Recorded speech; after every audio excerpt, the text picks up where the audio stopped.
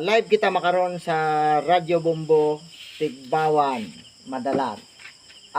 May akon nga isang gina-interview makaron nga retired police colonel si Jaco nga isaga imo ra nga nagahandom nga maga serbisyo iya sa atong banwang Madalag.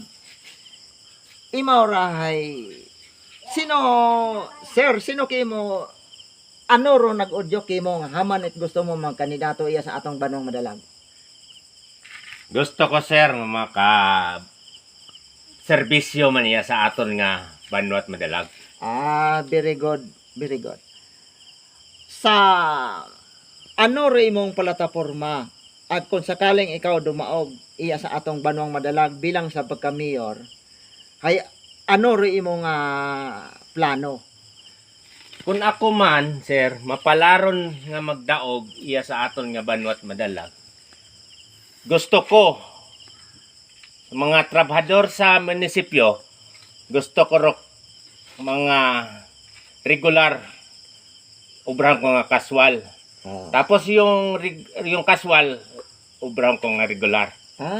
Ayos Tapos Okay. ano pa? Pag ikaw manalo, ano?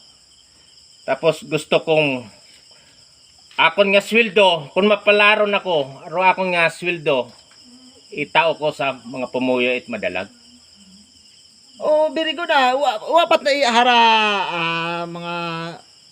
mga kasiman ako nga wapat iba nga naghandom nga nagplano nga nagkandidatot mayor hayra ng sweldo itao kuno sa mga pamuyo sa mga pobre daya pa ang ro nagkandidato nga iya sa atong banwang Madalag nga wa mo gabuot sweldo dahil imo ra retired police colonel Jaco nga raan ng handom hay magabulig